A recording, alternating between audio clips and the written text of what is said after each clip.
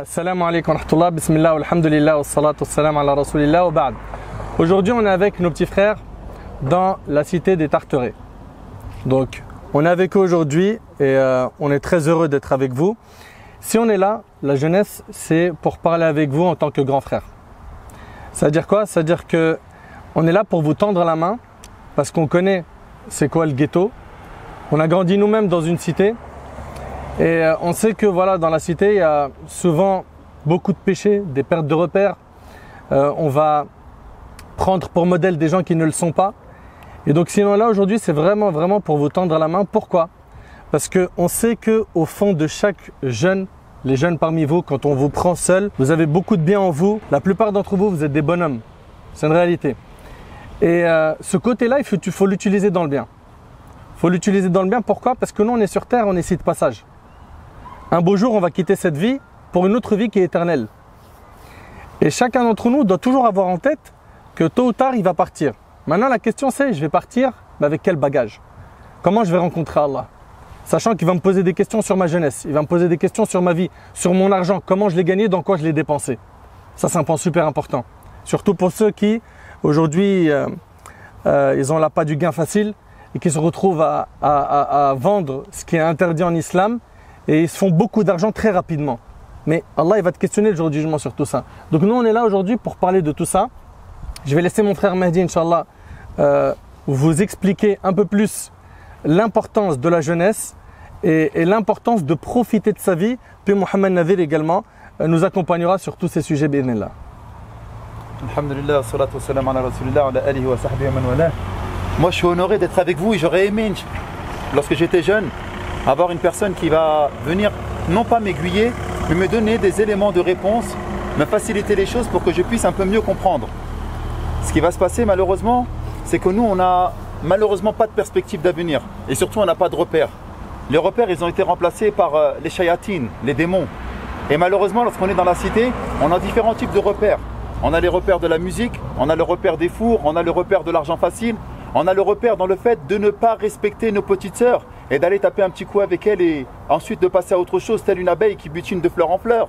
Et tout ce manque de repères, en fait, et il y a des petits sourires là dès que je dis ça. Hein. Les gars, mais c'est la vérité à un moment ou à un autre. Pourquoi on fait ça? Parce qu'en fait, on n'a pas de repères. Et moi, ce que j'aurais aimé lorsque j'étais un peu plus jeune, c'est qu'il y a des grands frères qui viennent et qui me disent ok, il faut pouvoir montrer la voie du bien comme il faut pouvoir montrer la voie du mal. Et lorsque j'écoute les musiques qui nous sont proposées dans les différents raps, eh bien, qu'est-ce que nous sommes en train de constater? C'est que faire de l'argent facile, que ne pas respecter les sœurs, que de penser d'un point de vue matériel. Il faut gagner, il faut gagner, il faut gagner. Mais je sais qu'au fond de vous-même, comme il a dit Ned, lorsqu'on se regarde de manière individuelle et lorsqu'on fait des perspectives, lorsqu'on regarde les perspectives d'avenir, lorsqu'on se projette dans l'avenir, qu'est-ce qu'on a envie d'avoir? Ben, plus tard, on aimerait bien avoir une femme avec des enfants honorables, avec un travail qui soit halal, et avec une petite maison, machallah, où je pourrais vivre ma petite vie, entre guillemets, pépère, où je pourrais me respecter, comme nos parents nous ont montré l'exemple auparavant. Or là, c'est difficile. Lorsqu'on grandit dans le ghetto, c'est difficile. Et de la même manière qu'il y a des gens qui vont venir vous voir pour vous faire miroiter le faux brillant de la vie d'ici-bas, la dunya, là où Shaitan, il vous fait que des carottes, que des balayettes, eh bien, c'est pour ça qu'avec mon frère Mohamed Nadir, avec mon frère Nader, on est venu également à travers vous, parce qu'il y a beaucoup de jeunes qui vont regarder cette vidéo-là, vous montrer qu'il y a une autre voie, qui est peut-être ô combien plus bénéfique, qui peut être mortelle. Parce que c'est maintenant que vous investissez dans votre futur. C'est maintenant que vous allez investir dans le fait que vous allez bientôt être, Inch'Allah Ta'ala, des bons pères. C'est maintenant que vous allez investir dans un futur travail. La jeunesse, c'est trop important parce que c'est dans votre jeunesse qui va faire en sorte que vous allez avoir un bon investissement dans la vie future. Et surtout la jeunesse, Allah subhanahu wa ta'ala, même si Allah c'est qu'un concept, on n'a jamais vu Allah Azza wa Jal. Moi je vois le bif, moi je vois l'argent facile. Moi, je vois la belle voiture. Moi, je vois la fille qui est là. Allah, subhanahu wa ta'ala, c'est difficile. C'est vrai que c'est un concept. Mais même, Yawm al-Qiyamah, le jour du jugement dernier, il va nous interroger sur qu'est-ce que nous avons fait de notre jeunesse. Parce que c'est maintenant que vous êtes en train d'investir, les frères. Surtout et avant tout, prendre conscience que vous êtes important. Parce que les mecs qui sont en train de vous parler, ils ne vous donnent pas de l'importance. Alors que nous, on sait que vous êtes hyper important. Que vous allez être de futurs pères, que vous allez être de futures personnes qui auraient une responsabilité au sein de la société. Alhamdulillah, wa salatu wa salam ala rasulillah, amma ba'd. Tout comme mes frères Mahdi et Nader, je suis extrêmement heureux d'être avec vous aujourd'hui. Alhamdulillah, on partage un moment dans lequel, bi'idhnillahi ta'ala, on va tous ensemble apprendre ensemble des choses qui nous seront utiles dans notre dîn, pour l'au-delà, mais également pour la vie d'ici-bas. Parce que Notre dîn, Allah subhanahu wa ta'ala, il l'a descendu comme miséricorde pour nous. Il l'a descendu comme bien pour nous. Des fois, on a l'impression que le dîn, c'est un carcan, que la religion, c'est trop dur, que c'est quelque chose qu'on se charge. Et si je me mets la religion sur les épaules, je ne vais pas kiffer. Si je me mets la religion sur les épaules, je ne vais pas prendre le plaisir qu'un tel ou un tel prend quand il se permet tout. On a l'impression que c'est une charge, alors que non, Allah subhanahu wa ta'ala, il veut notre bien. Allah subhanahu wa ta'ala, il nous dit qu'il a envoyé le prophète alayhi salatu wassalam pour nous interdire les mauvaises choses qui vont nous faire du mal et pour nous autoriser les bonnes choses qui vont nous servir et qui vont être un bien pour nous. Allah subhanahu wa ta'ala nous a imposé cette rigueur-là pour qu'on se cadre dans la vie d'ici-bas. Parce que quand la personne, elle s'ouvre toutes les portes, elle commence à faire tout ce qu'elle veut. Elle a une idée d'un truc qu'elle veut faire, elle descend, elle le fait. Elle a une idée de l'argent, d'une manière qu'elle veut faire de l'argent, elle descend, elle le fait. Si elle s'autorise toutes ces choses-là, elle descend au niveau du bétail, elle descend au niveau des animaux. Et Allah subhanahu wa ta'ala nous mentionne que les gens qui sont dans cette situation-là, ils ne sont pas heureux. C'est pour ça que tu vois des gens qui ont pété le million, pour prendre le jargon de la cité. Ils ont tout ce qu'ils ont voulu amasser dans la vie d'ici-bas, ils l'ont amassé. Mais ils ne sont pas heureux. Ils ne sont pas heureux. À l'intérieur d'eux, il y a encore un vide. Il y a quelque chose qui fait que il va boire jusqu'à être ivre-mort. Il va se droguer jusqu'à taper dans les drogues de plus en plus dures. Il va arriver dans une situation où lui-même, il va être en dépression totale. Tu vas le voir, au final, à la fin, il va perdre la raison et tu vas le voir à la cité. Tu vas dire, ah lui, c'est l'ancien, il était dans telle chose et dans telle chose et il a pété les plombs du jour au lendemain et il est tombé dans ça. Pourquoi? Parce qu'il n'était pas heureux à l'intérieur de lui-même. Alors qu'il avait tout. Combien d'histoires on a ça dans toutes les cités? Je suis sûr qu'au Tarteret, on en a. Dans les cités dans lesquelles nous on vient, on en a. On a des histoires à l'appel comme ça. Pourquoi? Parce qu'ils n'ont pas trouvé le bonheur pour lequel Allah subhanahu wa ta'ala les a créés. Parce qu'ils ont sorti leur existence de l'objectif pour lequel Allah subhanahu wa ta'ala les a créés. Et Shaitan, il nous fait miroiter tout ça. Il ne faut pas croire que là, nous, on est des extraterrestres. Non. Shaitan, il nous fait miroiter à tous les plaisirs de la vie d'ici-bas. Avoir de l'argent, avoir des femmes, avoir telle ou telle chose, avoir le gros gamos, la grosse voiture, etc., etc. Allah subhanahu wa ta'ala, il nous le dit. Zuyyana linnasi hubbu shahawati minan nisa. Il a été embelli aux gens l'amour des passions, des femmes, des enfants, des tas amoncelés d'or et d'argent, des terrains, des montures. Mais Allah subhanahu wa ta'ala nous donne un cadre. Dans ce cadre-là, profite de tout ce qui t'est licite. Et en dehors de ce cadre-là, fais attention parce que tu ne vas avoir qu'une vie de gêne, tu vas avoir une vie de tristesse. Allah subhanahu wa ta'ala dit وَمَنْ أَعْرَضَ عَنْ ذِكْرِي فَإِنَّ لَهُ مَعِيشَةً ضَنْكَ. Celui qui s'écarte de mon rappel, il n'aura qu'une vie de tristesse. Il aura une vie dans laquelle il sera, lui, dans le vrai carcan. Alors que pourtant, il sera tout autorisé. Alors que pourtant, il aura ouvert la porte à tout. J'ai besoin d'un truc, je le fais. J'ai envie d'un truc, je le fais. Mais pourtant, il sera dans une vie de tristesse. Et celui qui sera heureux sera celui qui aura peut-être rien ou qui aura peut-être peu, mais qui sera dans le dîn. Parce qu'il aura comblé ce vide à l'intérieur de lui avec l'amour d'Allah subhanahu wa ta'ala. Et c'est cela qui est le plus important pour nous. Et Allah azza wa jalla nous donne un modèle. Allah subhanahu wa ta'ala, il nous montre que notre religion, elle est facile. Le prophète sallallahu alayhi wa sallam, il dit « Inna ad-dina yusr ». La religion, elle est facile. C'est pas quelque chose de difficile. C'est pas quelque chose qu'on s'impose qui est insurmontable. Non. La religion, elle est facile. Mais il faut approcher la religion d'une manière à ce que Allah subhanahu wa ta'ala il soit satisfait de nous, il nous agrée et donc il nous facilite la voie. Et celui qui s'écarte de la voie d'Allah subhanahu wa ta'ala, celui-là il ne pourra jamais se rattraper par une autre voie que la voie qu'Allah subhanahu wa ta'ala veut de lui. Et donc c'est pour ça que tous ensemble on doit prendre conscience du fait que notre dîn, il nous a été révélé pour notre bien. Si Allah subhanahu wa ta'ala nous a donné cette structure de vie, si Allah azza wa jalla nous a donné ces lois auxquelles on doit obéir, ces règles, c'est pas pour rien. Quand on dit ouais cette chose-là c'est haram, c'est pas pour te rendre la vie impossible, c'est pas pour te rendre la vie difficile. Quand on te dit non, ne va pas vers le haram, va vers le halal, que ce soit dans l'argent, que ce soit dans toutes les choses que tu veux faire. C'est pas pour te rendre la vie impossible. C'est au contraire pour ton bien, pour t'aider, pour t'élever, pour faire en sorte de te purifier, pour faire en sorte que ta vie elle soit bénie par Allah subhanahu wa ta'ala. Wallahi al-azim, on le voit la malédiction. On le voit la malédiction chez les gens qui font de l'illicite. On le voit la malédiction de nos yeux. On le voit à quel point leur argent il disparaît dans la seconde. Il n'y a pas de baraka, il n'y a pas de bénédiction. Allah subhanahu wa ta'ala, il leur met une malédiction qui les suit dans tout ce qu'ils font. Pourquoi? Parce qu'ils ont suivi un autre chemin que le chemin d'Allah subhanahu wa ta'ala. C'est pour ça que tous ensemble, on doit essayer de faire en sorte de revenir vers la voie d'Allah azza wa jalla. J'aimerais revenir sur un point qui est très important. Vous savez, la jeunesse, moi je me rappelle quand j'étais petit, quand je parlais des grands de mon quartier, le grand, quand je disais un grand, c'était quelqu'un qui vendait, ou qu'il y avait des gens qui vendaient pour lui, tu vois. On disait, ce terrain il est à lui. On parle un dialogue que vous comprenez, d'accord? C'est son renté, c'est son terrain. C'était le grand de la cité qui, au niveau du haram, il se permettait tout, tu vois. Et pour nous, c'était waouh. Mais il y a une chose qu'on oublie énormément. Ta vie, c'est ton capital. Ce que tu possèdes de plus cher sur terre, c'est ta vie. Tu la perds le jour du jugement, ça peut être très difficile pour toi. Et ça, Je vais vous le répéter plusieurs fois. Pourquoi? Parce qu'Allah subhanahu wa ta'ala, il nous parle de certaines personnes qui vont regretter là-bas. Déjà, premièrement, Allah subhanahu wa ta'ala, il appelle le jour du jugement le jour du regret. Avertis-les du jour du regret. Deuxièmement, Allah subhanahu wa ta'ala, il nous parle de ceux qui vont regretter d'avoir suivi des mauvaises personnes. On a autour de nous des gens qui, vas-y, tire une latte, ah vas-y, espèce de bouffon, t'as toujours pas fait ce haram, Théma, il a même pas encore connu une meuf dans sa vie, etc. Tu vois? C'est-à-dire aujourd'hui, celui qui essaie de se préserver et d'être le plus en adéquation avec sa religion, il est pointé du doigt. C'est un extraterrestre. T'es le maillon faible. Comment ça se fait que t'es dans ce monde, tu vois? Allah Azza wa Jalla, il nous dit, le jour où l'injuste va se mordre les mains. Qu'est-ce qu'il va dire? Ça c'est dans le Coran. Si seulement j'avais suivi le prophète. Malheur à moi, si seulement je n'avais pas pris un tel comme ami. Il m'a égaré du chemin d'Allah. Ça c'est ce que certains vont dire le jour du jugement. Vous imaginez, Allah il nous l'écrit noir sur blanc. Plus que ça. Et ça je pense que ça va tous nous toucher. Vous imaginez que les gens quand ils seront dans le feu de l'enfer, moi je suis désolé, je suis d'abord obligé de dresser un constat dur et de vous parler de textes qui font mal aux oreilles et mal au cœur. Puis après cela, Inch'Allah, on va vous montrer que de l'autre côté, il y a une récompense et des délices qui nous attendent qui sont, Wallahi al-Azim, plus grands que ce que vous pouvez imaginer. Tu as vu quand tu as du pognon, les destinations, c'est quoi? Va en Thaïlande, c'est là-bas où il y a le kiff. C'est vrai ou pas? C'est ce qu'on nous dit aujourd'hui. Ou bien ce qui est tendance en ce moment, c'est Dubaï. C'est vrai ou c'est pas vrai?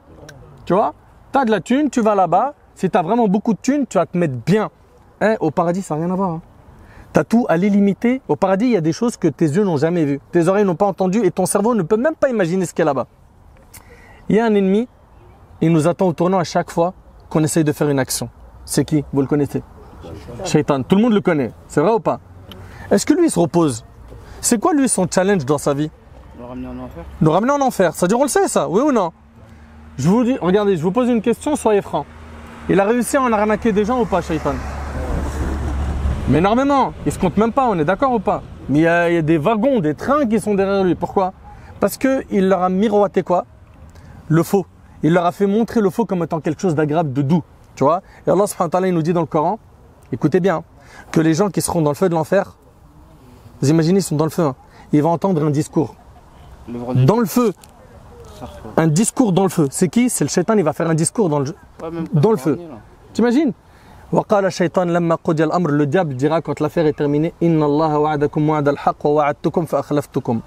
Allah vous a fait une promesse de vérité. Allah il vous a dit si vous lui obéissez, c'est le paradis, c'est le succès, c'est la réussite. Et moi je vous ai fait une promesse que je n'ai pas tenue. T'imagines comment il se désavoue de nous? Mais c'est maintenant il faut se désavouer de lui. C'est maintenant, parce qu'après, là-bas, il n'y a pas une deuxième... c'est pas comme un jeu vidéo où tu peux te racheter des vies. Hein. C'est pas comme ça. C'est-à-dire, une fois que tu t'es loupé, il n'y a pas de session de rattrapage. Il n'y a pas je prends un bon avocat, j'allège ma peine. C'est mort tout ça. Inna Allah wa'adakum wa'ada al-haqq wa wa'adtukum fa akhlaftukum wa ma kana li alaykum min sultan. Écoutez bien, le diable il dit, et je n'avais aucune autorité sur vous. Illa an da'awtukum fastajabtum li. Si ce n'est que je vous ai invité à faire le mal et vous m'avez répondu. Moi, je n'avais pas de pouvoir sur vous. Est-ce que le shaitan, il vient, il prend l'un d'entre vous par la main et lui dit va dans le hall, vends, coupe, roule, fume. Mais vous êtes d'accord qu'il ne vient pas nous tenir? Juste, il nous donne quoi? Il nous donne une idée. Il dit illa an da'awtukum fastajabtum li. Ça, c'est dans le Coran. Si ce n'est que je vous ai invité à faire le mal et vous m'avez répondu ma ana bi musrikhikum wa ma antum bi musrikhi. Je ne vous suis d'aucun secours et vous ne m'êtes d'aucun secours. En deux mots, chacun pour soi. Dabbaru raskum. Là, maintenant, il est en train de dire clairement quoi? Je peux rien pour vous. Inni kafartu bima ashraktumuni min qabl. Je me désavoue. C'est quand même violent. Hein. Dans un autre verset, kamathali shaytan idh qala lil insani kfur falamma kafara qala inni bari'un mink inni akhafu Allah rabbil alamin. Le diable, il amène la personne vers la mécréance. Une fois qu'il a mécru, qu'est-ce qu'il dit le diable? Je me désavoue toi, je crains le Seigneur de l'univers. Le diable, son objectif premier, l'équipe, c'est de vous faire sortir de l'islam. Mais il ne va pas y arriver du jour au lendemain avec certains profils. Il va d'abord les amener vers les petits péchés, puis après les grands péchés, puis après banalise les grands péchés, puis c'est rien, tout le monde le fait. Puis vas-y, ils vont pas commencer à faire les muses, Zama, on peut pas profiter de la vie, etc., jusqu'à ce qu'il te ramène vers la porte de sortie. Elle est là, hop, sort. Il n'y a pas d'Allah, il n'y a pas d'islam, il n'y a pas de religion, il n'y a rien du tout de tout ça.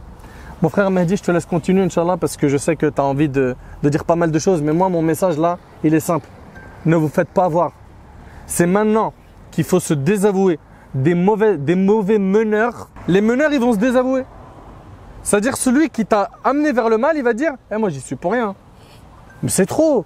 Il m'a amené vers le haram, il m'a ramené vers les turpitudes et à la fin il se désavoue de moi le jour du jour. Désavouez-vous de ces mauvaises fréquentations, de ces mauvais cercles du diable dès maintenant pour pas que le jour du jugement ce soit un jour de regret. Wallah les frères, ce qui nous attend comme récompense auprès d'Allah c'est tellement beau, c'est tellement grand qu'il ne faut pas gâcher son avenir.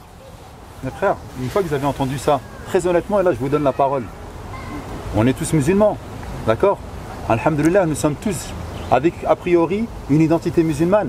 Pourquoi lorsqu'on sait qu'il y a un paradis et qu'on sait qu'il y a un enfer, on n'arrive pas justement à prendre pour modèle le prophète de l'islam Mohammed, où Allah subhanahu wa ta'ala nous dit laqad kana lakum fi rasulillahi uswatun hasana.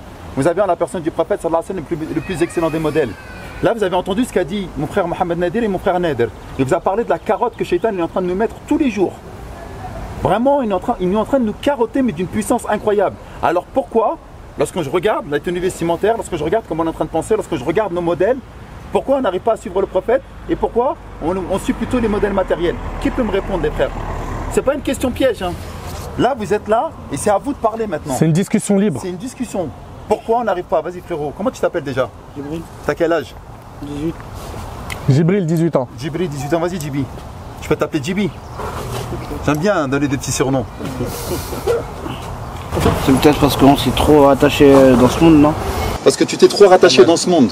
C'est pas mal. Il a dit parce qu'on s'est trop attaché à ce monde. Très bien. Et pourquoi tu t'attaches à ce monde? Ça veut dire, attends, lorsque Nader il parlait du paradis et d'enfer, et à vous tous je parle, est-ce que vous pensez que c'est vrai ou c'est faux? C'est vrai. Là vous avez dit c'est vrai. Alors si c'est vrai, pourquoi j'arrive pas à faire la prière? Si c'est vrai, pourquoi j'arrive pas à baisser le regard lorsqu'il y a une bête de meuf qui passe? Astaghfirullah. C'est les fréquentations. Ouais. Ça c'est vrai également une chose. Moi je trouve qu'il n'y a pas que ça aussi. Moi je trouve qu'il y a les gens aussi ils pensent qu'ils ont le temps. Ouais. Ah, masha'Allah. Comment tu t'appelles? Les gens pensent qu'ils ont le temps. Attends Nader, comment tu t'appelles? Ali. Ali, t'as quel âge? 18 ans. Masha'Allah, 18 ans, beaucoup de sagesse Ali. Les gens ils pensent qu'ils ont le temps. Demain je vivrai encore. Ils voient pas la mort, masha'Allah. Et toi? Et il y a... Comment tu t'appelles et t'as quel âge? Lamine? 20 ans. 20 ans. Il y a ce qu'on a vu aussi depuis tout petit. Tu sais, c'est vraiment... En fait, on a connu que ça, en fait. L'habitude. Tu vois des gens, en gros, ils viennent, ils réussissent. En gros, en fait, le mot réussir, c'est devenu ça, en fait. C'est devenu, en gros, vendre de la drogue, frapper des gens, montrer que t'es le plus fort. En fait, c'est devenu ça, réussir, en vrai. En vrai, réussir, c'est de montrer aux gens que t'es quelqu'un, aujourd'hui. C'est pas de celui-là qui a la plus grande foi ou celui-là qui a le plus grand truc. C'est vraiment, on se concurrence dans qui va faire le plus de sous, qui va avoir sa première voiture en premier, qui va... C'est vraiment devenu ça en fait, réussir aujourd'hui. En plus, après, avec tout ce qu'on voit sur Snap, sur truc, en fait, ça donne envie. Ça donne envie, même si on sait aujourd'hui qu'en gros, c'est pas ça qu'il nous faut en fait. On sait que c'est l'islam, on sait que c'est le truc, mais il y a ce truc-là en fait qui fait que tout le monde se rattache à ça. En fait, aujourd'hui, j'ai envie en fait de quoi? D'avoir une femme, d'avoir une maison, d'avoir un truc. Mais pour faire ça, en fait, on nous montre quoi? On nous montre qu'il faut avoir des sous en fait aujourd'hui. Si t'as pas de sous, t'as rien. Et on nous fait entendre ça tous les jours en fait. Tous les jours, t'écoutes n'importe quelle musique, on va te dire en fait, on dirait ils ont tous des terrains en fait. Tout le monde a un terrain, tout le monde a de l'argent pour eux en fait. À ce moment-là. C'est ça qui fait qu'en gros, on est tous un peu... On les envie en fait. On les envie et on a envie d'être dans ça nous aussi. Ils ont levé la barre haute dans le faux et ils ont réussi à séduire tout le monde en fait. C'est exactement ça. Modèle. En fait, tu le regardes, tu l'observes, tu te dis ah ouais, lui il vit. Parce que nous on prend exemple sur tout le monde en fait. On va prendre l'exemple sur les plus grands que nous. Quand ils vont à la mosquée, on va dire, tu sais, des fois on va les regarder. Ou quand ils vont prier, on va tous ensemble, on les suit derrière. Mais c'est pareil dans le mal aussi. Dans le mal, en gros, quand on va voir une personne, en gros, il se bat, on voit, il va monter en l'air 10 personnes à lui tout seul, on va dire il est trop chaud en fait. On va dire on va faire la même chose en fait. On va s'entrechauffer, on va dire nous aussi on est dedans. Nous aussi on est comme ça. Et en gros c'est comme ça on a réfléchi depuis. C'est cette mentalité qu'on nous a donnée. Mais ça soit dans le bien, mais aussi dans le mal en fait directement. Et je trouve moi c'est pour ça qu'on a été comme ça depuis tout petit en gros. Vous avez entendu ce qu'il vient de dire? En fait vous êtes entendu, mashallah, tabarakallah. Donc qu'est-ce qu'on a fait? À un moment ou à un autre, parce qu'il y a eu des grands frères et qui vont porter une lourde responsabilité devant Allah subhanahu wa ta'ala, on a pris des modèles des personnes qu'il ne fallait pas prendre pour modèle. Mais écoutez les gars, qu'est-ce que je suis en train de dire et qu'est-ce que je suis en train d'écouter? Zama, comme j'ai grandi dans un quartier où mes modèles étaient des personnes qui étaient néfastes et qui n'étaient pas bonnes, donc en fait moi je les ai suivis.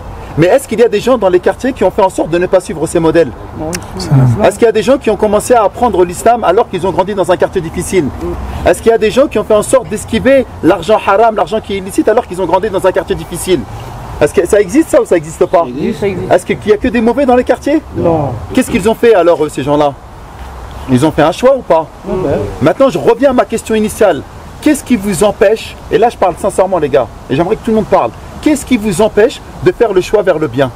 Dites-moi réellement qu'est-ce qui vous empêche? Rien. Jibi, Ben, comme il l'a dit, voilà, c'est le temps. le temps? Demain, Inch'Allah, je ferai mon pèlerinage, je me marierai avec une fille bien. Parce que pour nous, même des fois on discute, on dit quoi? De toute façon, après Inch'Allah, tout le temps, après Inch'Allah, on va partir à la Mecque, tout ça, après Inch'Allah, on va partir là-haut, là. Tu sais, on laisse tout le temps, pour de vrai, on laisse tout le temps. Mais nous-mêmes, en fait, c'est même tout à l'heure, j'ai dit ça à la Ali, on dirait qu'une partie en nous, on est hypocrite. Subhanallah. Parce qu'on sait qu'on n'a pas le temps, mais on dit ouais, on aurait le temps. Or qu'on sait très bien, on n'a pas le temps. Si tu me permets, Mehdi, le diable, il va attaquer l'humain, tu vois, et il a plein d'outils. Et parmi les armes destructrices qu'il va utiliser, c'est de nous rendre insouciants. Insouciant, c'est-à-dire quoi? C'est-à-dire que je pense plus à l'au-delà, ou j'y pense peu. Tu vois?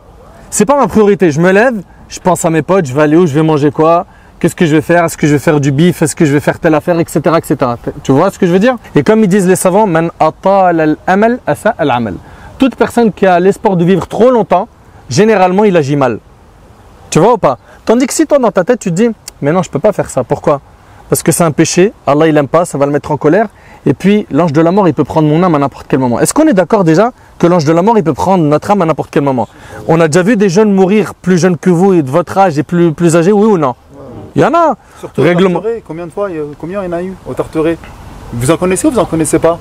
Dans toutes les cités. Dans toutes les cités. Moi dans mon quartier, un jeune, rahimahullah, j'ai pas envie de citer de nom, tu vois, scooter qui passe, cagoule, une balle perdue, il est parti acheter à manger. Il est parti manger avec ses potes. Qu'Allah lui fasse miséricorde. Vous imaginez? Regardez la tristesse derrière qu'il y a chez les parents. Après, il y a un point aussi super important, il faut qu'on en parle. Vous avez vu quand il y a des règlements de compte de cité, qu'est-ce qui se passe généralement? Il n'y a pas quelqu'un de sage qui parle. Il y a quoi? Bon, ok, qui se lance, avec quel outil, comment on gère ça? Avec du mal. C'est-à-dire, on a vu du mal, on veut faire du mal encore plus grand. C'est vrai ou pas? Comme ils disent dans la cité, on veut faire du sale. Oui ou non? Dites-moi s'il vous plaît, est-ce que les vengeances ont réglé des problèmes? Non. Ça attire quoi? La vengeance. Mais c'est ça qu'il faut comprendre. C'est que ça part sur des petites affaires de... Au début, il est guetteur. Après, il vend. D'accord? Il se fait de l'argent. Après, il y en a un qui a touché à son terrain, où il y a eu une dispute de drogue. Ça fait une embrouille. Ok? Ça fait une embrouille qui grossit. Ça part en bagarre. La bagarre, c'est là où tu dois tout prouver. Pourquoi? Parce que si on te met à l'amende, toi, ton honneur, ta réputation dans la cité, elle est crevée. Donc tu veux pas que ça finisse comme ça. Qu'est-ce qui se passe? De fil en aiguille, ça part jusqu'à... Ça prend les armes et ça montre que nous, on tire. On est des grands, on est des bandits, on est des oufs. Ok? Et la personne qui fait ça, généralement, on dit quoi? Wow, comment c'est un ouf, lui. Mais combien d'entre eux, ils ont réussi? On va dire, ok, il n'a pas peur du placard, il n'a pas peur de se retrouver en prison. Une fois qu'une personne s'est vengée, bah, une vengeance en amène une autre. Tu vois? Le gars qui est de l'autre côté, il se dit quoi? Lui, avec les gars de son quartier, on ne peut pas laisser faire ça. Nous aussi, on va se venger. Et ainsi de suite. À la fin, on se retrouve avec des cités, des règlements de compte qui durent depuis des décennies. Et chaque quelques mois, il y en a un qui se mange une balle perdue pour rien. Avant, quand moi j'étais jeune, c'était des confrontations à la main. Il n'y a plus ça maintenant. Vous êtes d'accord ou pas? Ouais. C'est un scooter qui passe, une balle perdue, puis c'est fini. Tu vois? Les vengeances en amènent d'autres. La personne sage, c'est la personne qui, quand il voit une grande violence de la sorte, il ne réagit pas par la violence. Ok? Tu vas me dire, mais qu'est-ce qu'on fait? On se laisse faire? Non. Il peut porter plainte, il peut faire autre chose, mais s'il en arrive sur le terrain, de lui-même prendre les armes, ça finira pas. C'est un process qui finit pas. C'est à l'infini ça. Tu vois? Et à la fin, on compte plus les morts, on compte plus les mères qui pleurent. Mehdi, tu voulais continuer à dire quelque chose? Ouais, s'il te plaît, parce qu'en fait, tout ce qu'on est en train de dire, c'est hyper important et on le sait qu'il y a des embrouilles, etc. Mais on est toujours en train de faire des mauvais choix. Et comme il avait dit, subhanallah, Jibi, comme d'autres l'ont dit, ils ont dit on est toujours en train de repousser à demain. Et j'aimerais qu'on repart avec un mot aujourd'hui, on va apprendre un mot. Qui sait ce que ça veut dire procrastination? Procrastination. Vas-y. T'as levé la main.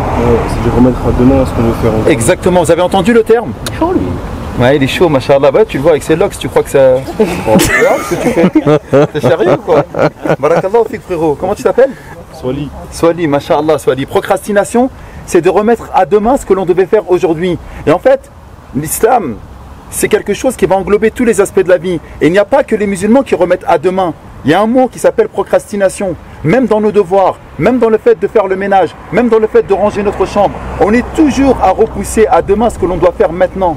Et ça, c'est une chose, subhanallah, qui va faire en sorte justement qu'on va repousser notre tawbah, notre repentir vis-à-vis d'Allah. Maintenant, là, on est en train de nous parler, ouais, mais il ne faut pas que je me venge, il ne faut pas que je fasse des fours, etc.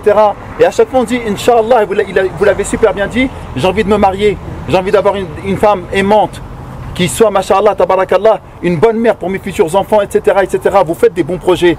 Mais comment voulez-vous concrétiser ces projets si dès maintenant vous êtes dans la procrastination? Vous remettez en premier lieu quoi? La première chose, c'est le repentir, le fait de revenir vers Allah subhanahu wa ta'ala.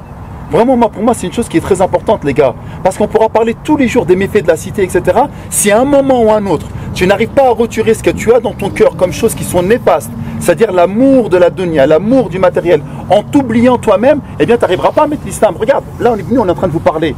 Qala Allah, qala Rasoul. Allah, il a dit, le prophète, il a dit. Ouais, mashallah, les frères, merci, vous êtes venus, vous nous avez renforcé notre foi, etc. Barakallahu fi, comme c'était bien ce que vous nous avez dit.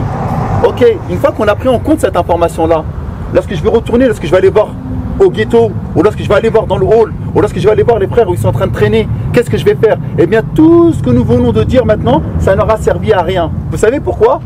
Parce que le cœur, il est déjà rempli de choses qui sont néfastes. Il faut pouvoir enlever déjà l'amour de la dunya, l'amour du matériel, l'amour de l'argent haram, pour pouvoir mettre des choses qui sont halal. Parce que si ton cœur il est déjà rempli de haram, ben tu ne pourras pas le remplir d'islam à l'intérieur à un moment ou à un autre. Et qu'est-ce qui va faire en sorte que tu vas te rapprocher d'Allah? Et ça, c'est un conseil que je vous donne, les gars, parce que j'ai envie de parler concret. Avant, lorsque tu te lèves le matin, prends juste 5 minutes le matin dans ta vie. Qu'est-ce que je vais faire de ma journée? En fait, elle va servir à quoi ma journée? Et qu'est-ce que je vais rajouter dans ma journée? Et le soir, avant de dormir, qu'est-ce que j'ai fait de ma journée? Qu'est-ce que j'ai rajouté de bien dans ma journée? À quoi j'ai servi? Est-ce que j'ai fait du bien à mes parents? Est-ce que j'ai fait du bien à mes parents? Est-ce que j'ai rajouté quelque chose d'important dans ma vie de tous les jours? Si à un moment ou à un autre, vous ne faites pas une introspection, qui sait ce que ça veut dire une introspection, les gars? Non, faire un bilan, vas-y. C'est lui le boss. Ouais, franchement, ils ont tous démonté, les mecs, c'est bon. Hein. La prochaine fois, vous lui dites salam alaikum shir. Vas-y, dis-moi. Est-ce qu'on se questionne soi-même? Exactement, lorsqu'on regarde à l'intérieur de soi-même, on ne le fait jamais, ça. On est toujours en train de regarder à l'extérieur. Pourquoi je regarde tout le temps à l'extérieur? Pourquoi je regarde toujours la vie des autres? Pourquoi j'ai toujours besoin de vivre avec procuration? Mais regarde-toi à l'intérieur qui tu es. Qu'est-ce que tu kiffes réellement dans ta vie, en fait? Ça se trouve, t'aimes pas les mecs, t'aimes pas les choses que les gars du quartier ils aiment. Ça se trouve, t'aimes autre chose. Ça se trouve, tu as kiffé des choses que les autres ils n'aiment pas. Mais comme tu n'es pas en train de t'écouter à l'intérieur, tu fais que de faire ce que les autres ils font. Tu recopies bêtement ce que les autres ils font. Essayez de vous chercher à l'intérieur, les frères. Le matin, posez-vous la question, qu'est-ce que je vais faire de la journée? Et le soir, avant de dormir, lorsque tu as posé la tête, et faites ça juste 2, 3, 4 jours, une semaine. Wallah el-Ali el-Adim, que vous allez voir un changement dans votre vie. Et qui tu es quelque part? Hein? Pourquoi je m'habille comme ça? Pourquoi je parle comme ça? Pourquoi je réfléchis comme ça? Pourquoi je kiffe tel type de voiture? Pourquoi je kiffe tel type de son? Ah, parce que les autres ils sont en train de faire ça, parce que les autres ils disent que ce son-là il est bon, parce que les autres ils disent que machallah cette voiture-là elle est bien. Mais ça se trouve t'aimes pas ça toi. Mais tu t'es pas questionné, donc tu peux pas le savoir. Donc avant d'aller revoir ce qui se passe autour de toi, essaie de comprendre qui tu es, d'où tu viens, c'est quoi mes origines, qu'est-ce qu'ils voulaient de moi mes parents, à quoi je sers dans la vie, c'est quoi mon rôle dans la vie. C'est quoi le rôle dans la vie? C'est de faire de l'argent facile? Hein? C'est d'être gosbo? C'est d'avoir une sacoche Louis Vuitton à 3000 balles? C'est quoi les gars? C'est bon ça hein? Hein? La mine ça le démange, je veux parler. Ouais. Exactement. Et bien si c'est ça les gars, vous faites exactement la même chose que les autres ils sont en train de faire. Et vous pensez qu'ils sont heureux? Wallah qu'ils ne sont pas heureux. Ils sombrent dans la cocaïne, dans l'alcool, dans les jeux faciles, etc. Et vous pensez qu'ils sont heureux? Mais s'ils étaient heureux, pourquoi ils ont une vie tellement misérable? Pourquoi ils sont tout le temps en train de se rechercher? S'il vous plaît les gars, ne vous faites pas carotter. En fait, j'ai envie de faire quoi dans ma life? C'est quoi mon rôle dans la vie? Où j'ai envie d'aller? Et si tu n'arrives pas à répondre à ces propres questions-là, bah, comme tu étais vide à l'intérieur, les gens ils t'ont carotté. Mohamed, pour parler très rapidement et pour aller droit au but, après tout ce qu'on a dit, parce qu'on a besoin de concret, même si tout ce qu'on a dit c'était concret depuis le début, mais Allah subhanahu wa ta'ala il nous a donné un modèle à travers l'islam comme on a dit, Et parfois on a l'impression que ouais, l'islam s'est déconnecté. On a l'impression que ouais, le prophète sallallahu alayhi wa sallam, il est venu pour des gens qui étaient à 1400 ans. Le prophète sallallahu alayhi wa sallam, il a été envoyé pour des gens qui étaient dans la jahiliya, à la période de l'ignorance. Vous savez ce que c'est la jahiliya? C'est la période avant l'islam. C'est une période où les Arabes, auprès de qui le prophète sallallahu alayhi wa sallam, il a été envoyé, c'était des gens qui étaient détestés par Allah. Pourquoi? Parce qu'ils étaient en tribu, ils se battaient entre tribus. Il suffisait qu'un d'une tribu, il insulte une autre pour que ça y est, il y a une guerre qui se déclenche. Ah, c'est pareil, tiens, incroyable. Regarde, on arrive. Sans foi ni loi. Il avait envie de voler telle chose, il la volait. Il avait envie de braquer telle personne dans un convoi, dans des caravanes, il le braquait. Il avait envie de boire jusqu'à se saouler, il buvait jusqu'à se saouler. Et après, il allait faire telle chose avec telle femme ou telle autre. Ils n'avaient aucune foi ni aucune loi, ils enterraient leurs filles vivantes. Pourquoi? Parce qu'ils étaient totalement débridés. Le prophète sallallahu alayhi wa sallam, il a été envoyé pour eux, pour susciter la lumière auprès d'eux, pour les illuminer par la lumière de la foi. Et on a vu ces gens-là qui enterraient leurs propres filles vivantes, qui se sont battus pour Allah subhanahu wa ta'ala et qui ont sacrifié leur propre vie, qui ont sacrifié tout leur argent pour Allah. Pourquoi? Parce que le prophète sallallahu alayhi wa sallam, il les a illuminés, il les a purifiés. Et quand on regarde, je vous ai cité l'histoire des Arabes, ça vous rappelle pas quelque chose? Entre cités aujourd'hui, c'est des tribus, sans foi ni loi, de la même manière.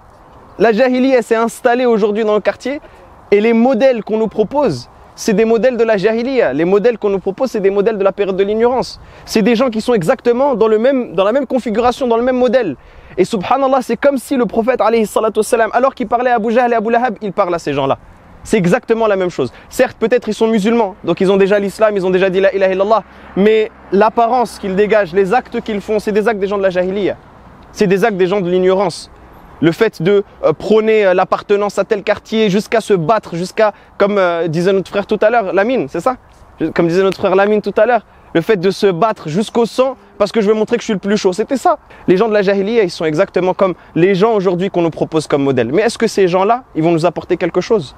Wallahi, ces gens-là, le prophète sallallahu alayhi wa sallam, il dit, Allah azza wa jalla, il les a observés, il les a détestés. Inna Allah tala ala ahli al-ardi fa maqatahum arabahum wa ajamahum. Allah subhanahu wa ta'ala, il a observé ces gens-là, il les a détestés. C'est des gens qui sont maudits, c'est des gens qui appelaient à l'enfer, c'est des gens qui amenaient vers les pires des choses. Et quand on regarde aujourd'hui les modèles qu'on nous propose, c'est la même chose. On ne va pas citer de nom, mais les rappeurs connus, à quoi est-ce qu'ils nous appellent? À quoi est-ce qu'ils nous appellent quotidiennement? Tous les jours, tu as son son dans les oreilles, tous les jours, tu l'écoutes, tous les jours, tu écoutes sa voix, tu t'endors même avec lui, tu es dans la gauve, tu es dans la voiture avec lui à fond. À quoi est-ce qu'ils t'appellent? Ces personnes-là qu'on nous propose comme modèle, elles sont assimilables aux personnes de la jahiliya. Cette personne-là, comme on a dit, que tu écoutes quotidiennement, au final, à quoi est-ce qu'elle t'appelle? Elle t'appelle à attirer la malédiction d'Allah subhanahu wa ta'ala sur toi, elle t'appelle à la colère d'Allah azza wa jalla, elle t'appelle à des choses qui vont être néfastes pour toi. Mais parce que ça c'est bling bling, parce que ça nous attire, parce que ceci, cela, on va aller vers ce que cette personne-là nous propose. Est-ce qu'elle veut le bien pour toi? Est-ce qu'elle t'amène vers quelque chose qui est bien? Il faut se poser et faire, comme disait Mehdi, cette introspection, il faut se questionner soi-même. Est-ce que réellement ce modèle-là que je prends, c'est un modèle qui va m'amener vers le bien? Que ce soit ce rappeur que j'écoute, connu ou pas connu, peu importe. Cet influenceur que je suis sur Snap, je regarde tout le temps ses stories, je regarde tout le temps ses stories sur Insta, ces meufs que je suis et que je regarde tout le temps, j'observe tout le temps, je reluque tout le temps. Est-ce que tout cela, c'est des choses qui vont m'amener vers le bien? Ou est-ce qu'au contraire, ça va m'amener vers la destruction? Ça va m'amener à plonger dans un trou qui va m'amener à perdre la vie d'ici-bas, à être touché par la malédiction d'Allah subhanahu wa ta'ala dans la vie d'ici-bas et à perdre l'au-delà. L'au-delà, il se mérite. Le paradis, il se mérite. Faut pas se dire ouais c'est bon, nous on est des musulmans, mon père c'était l'imam de la mosquée, ma mère m'a appris le Coran, m'a appris la Fatiha, c'est bon, je vais rentrer au paradis. Le prophète sallallahu alayhi wa sallam dit ala inna sil'at Allahi ghaliya. La marchandise d'Allah elle est chère, la marchandise d'Allah c'est le paradis. Est-ce que vous pensez que les gens, comme disait Mahdi, qui ont fait des sacrifices, qui ont dépensé les choses qui étaient dans leurs mains pour Allah subhanahu wa ta'ala et qui se sont écartés des plaisirs de la vie d'ici-bas pour Allah subhanahu wa ta'ala, ils vont avoir le même traitement que les personnes qui se sont adonnés à tous les plaisirs sans aucune limite et sans aucune restriction? Ils ne sont pas comparables. Donc celui qui veut avoir une place auprès d'Allah subhanahu wa ta'ala, il doit donner un certain sacrifice. Et il doit comprendre qu'il y a des modèles qui sont mauvais, qui nous attirent vers le mal, et il y a des modèles qui sont bons. Et ce n'est pas pour rien qu'on demande à Allah 17 fois par jour dans Surat al-Fatiha de nous guider vers le chemin de ceux qu'Allah a comblé de ses bienfaits. Quand tu dis « Ihdina as-sirata al-mustaqim », c'est un verset que tout le monde connaît. « Sirata alladhina an'amta alayhim », le chemin de ceux que tu as comblé de tes bienfaits. Tu demandes à Allah de te guider pour ne pas suivre ces modèles-là qu'on nous propose et qui sont des modèles qui ne vont nous amener que vers le mal. Les frères, on va passer au concret. Qu'est-ce qui empêche aujourd'hui nos jeunes, ok, je parle peut-être de certains d'entre vous ou d'autres, à revenir vers Allah subhanahu wa ta'ala? Pourquoi toujours remettre à demain? Qui garantit de vivre jusqu'à demain? Aujourd'hui t'appartiens, demain tu ne le garantis pas. Là on veut du concret les frérots. Tout à l'heure Mahdi il a dit, après se rappelle, c'est quoi? C'est les frères ils sont venus, nous ont parlé, machallah, ils ont dit des trucs, c'est vrai et tout. Mais si c'est juste ça, tu sais c'est quoi le problème? C'est qu'à la fin ce discours sera un argument contre toi le jour du jugement et pas en ta faveur. Il peut être en ta faveur ce discours. Il peut être en ta faveur si tu quoi? Tu saisis cette opportunité dès maintenant qui est ton capital, ta jeunesse, et tu reviens vers Allah subhanahu wa ta'ala.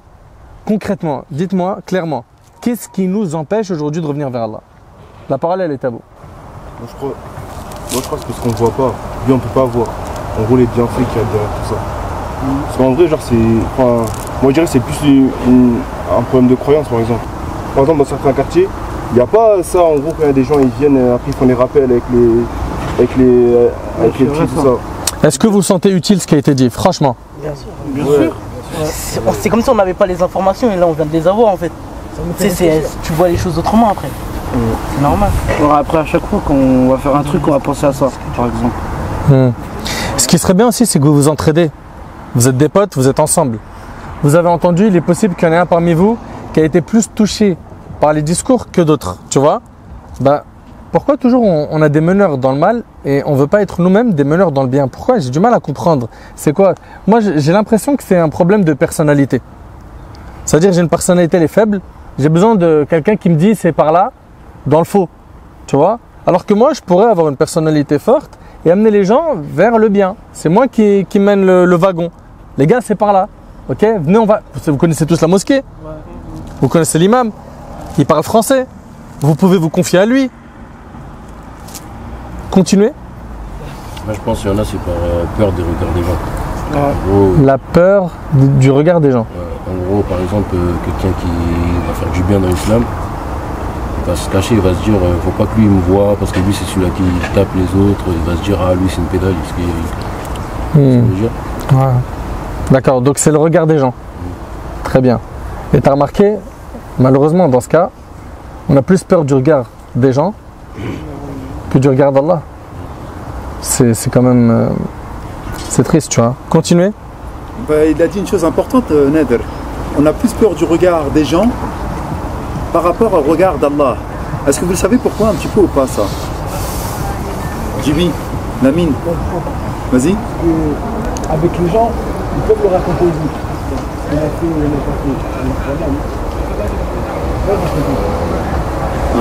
Avec les gens tu peux raconter ce que les autres ont fait, mais avec Allah tu peux pas raconter.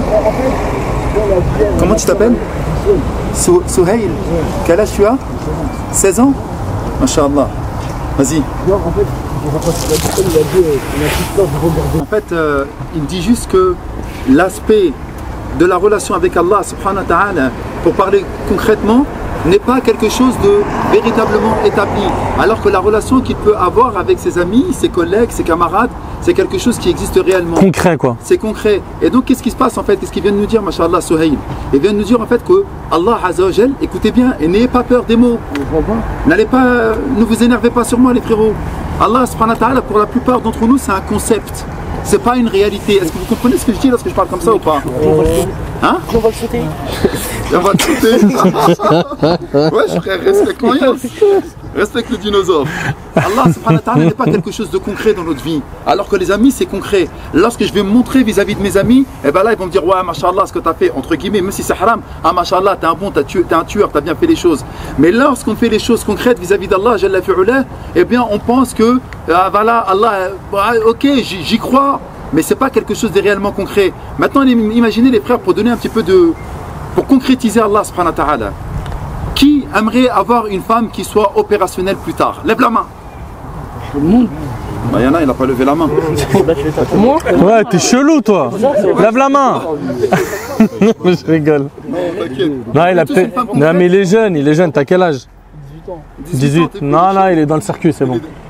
Eh les gars, donc vous voulez tous une femme. À votre avis, avoir une femme bien, est-ce que c'est vous qui allez faire le choix d'avoir une femme bien ou c'est Allah qui va la donner? Très honnêtement. T'as vu le nombre de femmes qu'on peut avoir? Et c'est qui va te ramener, mashallah, dans une chose qui va être concrète, qui va te la ramener, mashallah, tabarakallah, c'est Allah Jalla fi'ulah. Maintenant, la question que vous devez vous poser, parce que vous voulez tous vous marier avec une femme qui va être une bonne mère pour vos futurs petits-enfants. Mais est-ce qu'Allah Jalla fi'ulah va vous donner une bonne femme si vous n'êtes pas bon? Pourquoi non? C'est pas parce que ça, il peut le faire, Allah Azzawajal. Mais comme cette fille-là, elle est bien, eh bien, Allah Jalla fi'ala, parce que c'était une fille qui était bien et qui l'adorait de la bonne manière, il veut lui donner un mari qui soit bien. C'est vrai ou c'est pas vrai? Ben, il faut que ça soit vous. Donc concrètement parlant, si vous pensez qu'Allah Jalla fi'ala, il veut vous donner la santé, vous avez déjà vu quelqu'un qui était malade d'un cancer, les gars, ou pas? Qui a déjà vu quelqu'un malade d'un cancer? C'est dur ou c'est pas dur? Il pète la forme. Hein. Comment? Il pète la forme. Il pète la forme. Il a un cancer. Masha'Allah, tabarakallah, tant mieux. Alhamdulillah, c'est déjà bien. un tueur. Et c'est qui guérit lorsqu'il y a une maladie grave comme ça? Regardez les gars, il a fait la chimio, il a fait la radiothérapie, les médecins ils ont fait, nous on a fait tout ce qu'on a pu faire. Vers qui il va se tourner dans les doigts et dans la prière? Maintenant on va aller voir Allah Azzawajal. Parce qu'on est en galère. Mais lorsqu'on va bien, on va pas bien. Vas-y, dis-moi. De toute façon, il y a des trucs comme ça aussi. À chaque fois, par exemple, quand on est bien, genre, tout se passe bien, les gens ils pensent pas trop à la religion, tout ça. Mais dès qu'il y a une grosse galère, voilà, il y a une grosse galère hardcore, là, la personne va retourner vers la religion. Mais dès qu'après, que tout va bien se passer, la personne va oublier la religion. Exactement, Jibi Barakallahu Fik. Et là, tu fais écho à un hadith du prophète sallallahu alayhi wa sallam qui nous dit, Rasulallah, apprends à connaître Allah subhanahu wa ta'ala au moment de l'aisance et il se rappellera de toi au moment de la difficulté. Ne sois pas comme ceux qui sont dans la tempête, dans le bateau et que les vagues, elles font 5 mètres, 10 mètres de haut et là, ils disent, Ya Allah, mais une fois qu'ils sont sur la terre ferme, ils ont oublié Allah subhanahu wa ta'ala. Eh bien, rappelez-vous que c'est à ces moments-là que vous avez besoin d'Allah Jalla fi'ula et qu'à un moment ou à un autre, que vous le vouliez, que vous ne le vouliez pas, dans votre vie ça va être difficile les gars. Vous allez galérer un moment ou un autre, peut-être dans une maladie, dans le fait de rechercher une femme, dans le fait d'avoir un appartement, dans le fait de trouver, mashallah, un travail qui puisse être halal. Et c'est qui va vous donner tout ça? C'est qui est Razaq, celui qui donne la subsistance, c'est Allah. Donc essayez de vous rappeler d'Allah lorsque vous êtes bien, comme aujourd'hui, pour qu'Allah, il va vous donner lorsque vous allez être dans la difficulté et dans la gêne. Il y a un point très important les frères. Parce qu'il faut reconnaître que tous les bienfaits qu'on a aujourd'hui, ils viennent d'Allah. Parce qu'en fait, vous savez pourquoi aujourd'hui on a énormément d'insouciance? C'est parce que déjà on oublie qu'on est noyé dans les bienfaits d'Allah. L'équipe, vous voyez, il y a des gens ils ne voient pas. Vous entendez, il y a des gens ils n'entendent rien. Vous pouvez parler, il y a des gens ils n'ont jamais dit un mot de leur vie.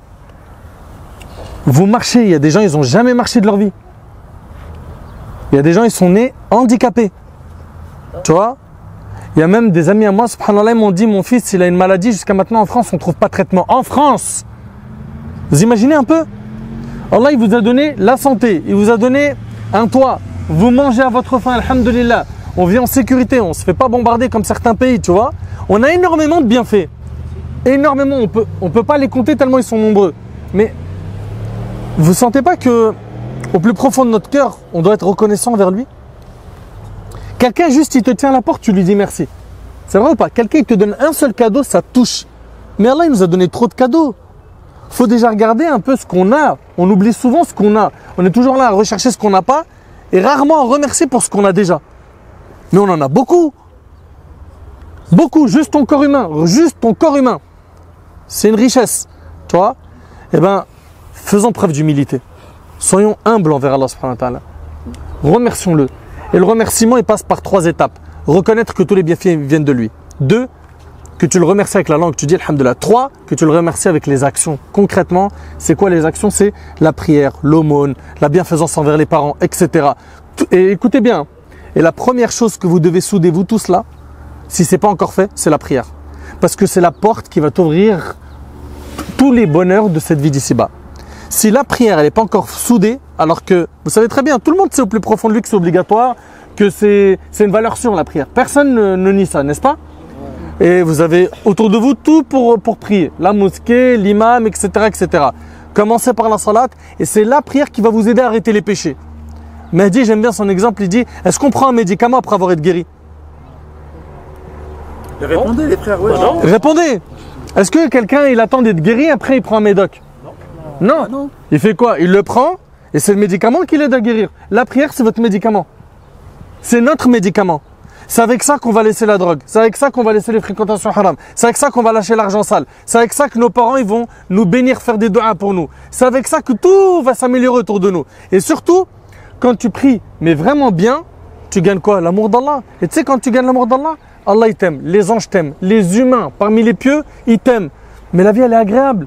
En fait, ce qui est bien, c'est que tu as rétabli ta relation avec tout le monde. Par contre, quand tu es détesté d'Allah, les anges te détestent et les gens sur terre te détestent. Tu marches, tu es détesté, tu es haï, on parle sur toi, on salit ton honneur, on fait des snaps, on fait des stories, on raconte des histoires sur toi. Pire, on te cherche des embrouilles, tu peux plus marcher dans tel quartier. Mais pourquoi tout ça? Comme il disait tout à l'heure, Mohamed Nadir, ces guerres tribales, elles servent à rien, elles mènent à rien. Tout ça pour faire quoi? Pour dire, ouais, je suis un mec trop chaud. Et après, t'es un mec trop chaud. Demain, tu vas trouver un gars plus ouf que toi, il va te tirer une balle. Ok? Ou tu vas te retrouver toi peut-être en prison. Et tu vas essuyer 5-6 ans de prison. Et tu vas ressortir, t'en as rien à cirer. Mais 6 ans de ta vie sont partis dans le vent. Pendant ces 6 ans-là, il y en a, ils ont construit un foyer. Il y en a, ils ont des enfants. Il y en a, ils sont tranquilles. Et un petit peu d'argent dans le halal, c'est 1000 fois plus important et plus béni que beaucoup d'argent dans le haram. Et hier, je parlais avec un frère, il me disait, il y a un gars, il est d'une famille pieuse, ils sont dans la religion. Le gars, il fait 15 balles par jour, 15 000 euros. Lui-même, hein, c'est quelqu'un, il est bon dans le fond, tu vois. Sa famille, elle est pieuse, il est d'une bonne famille, etc. Mais il n'arrive pas. Et il a tellement goûté à l'argent, 15 000 euros par jour. Par jour. Ça rend fou, c'est vrai ou pas? Non mais quand la mine. Parce que 15 balles par mois déjà. 15 balles par mois, c'est trop déjà. C'est vrai ou pas? Mais les frérots, faut se dire la vérité. Ces 15 balles là, tu vas profiter ici. Ça va être des joies éphémères, souvent attachées à beaucoup de tristesse et d'épreuves. Tu vas toujours payer des factures à son relou. Tu vois? Et à la fin, le pire, c'est que tu te mets en danger le jour du jugement. Allah il va te questionner 2 questions sur ton argent. Comment tu l'as gagné et dans quoi tu l'as dépensé? Ça, c'est des questions obligatoires, tu vas les avoir. Mahdi? Les frères, on va conclure, Inch'Allah Ta'ala. Première des choses que j'aimerais vous poser comme question, qu'avez-vous pensé de notre assise? Très honnêtement, est-ce qu'on a été relou? Non. Là, vous dites ça parce que Zarma, on est là en face de vous, des petits bars et tout ça.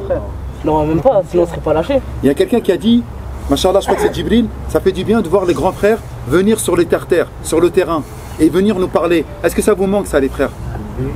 Non, pour de vrai, est-ce que ça vous manque qu'il y a des personnes qui viennent vous parler de religion? Est-ce que ça nous manque? Ouais. Voilà, pour de vrai, ça nous manque des fois. Là. Ça nous manque. On entend. En vrai. Bah, regarde ce qu'il a dit, Masha'Allah, Suhail. On dirait qu'on est délaissé. C'est vrai, les gars. Parce qu'à un moment ou à un autre, c'est bien beau d'aller taper sur les frères des cités. Ouais, regarde, ils ont des fours. Ouais, regarde, ils sont dans la fornication. Ouais, regarde, ils se font que de se tirer dessus. On est là à critiquer, et là je parle en mon nom et au nom de tous ceux qui parlent de religion, entre guillemets les imams et les prédicateurs, etc. Mais ils ne font plus le travail de terrain. Et donc vous avez raison de nous demander des comptes, les frères. On doit venir faire ce travail de terrain. Et c'est la raison pour laquelle nous sommes venus ici et que ce ne sera pas la première, ni la dernière. Et qu'il faut qu'on continue de la même manière. Mais les gars, là où vous êtes venus, vous avez été choisis par Allah. Il y en a combien qui ne sont même pas là en train de nous écouter? Mais vous avez été là. Tu peux insister sur le fait aussi que là ils sont en train de nourrir quelque chose là. D'accord. C'est quoi cette chose? Vous avez été choisis par Allah subhanahu wa ta'ala pour être là avec nous, pour évoquer et invoquer Allah. Et là, ce que vous venez de faire, ce que vous ne vous rendez même pas compte, c'est que cette assise-là, vous venez de nourrir votre cœur. N'est-ce pas que c'est par l'évocation d'Allah que le cœur il s'apaise. Et en fait, vous allez voir que même lorsque vous allez vous lever de cette assise-là, Wallah, que vous allez vous sentir bien. Parce que remplir l'esprit avec les jeux, avec la PlayStation, avec le match de foot N'Golo hier, oh là là, il est là ou pas? Il est bon, il est bon, il est bon. Il est énervé.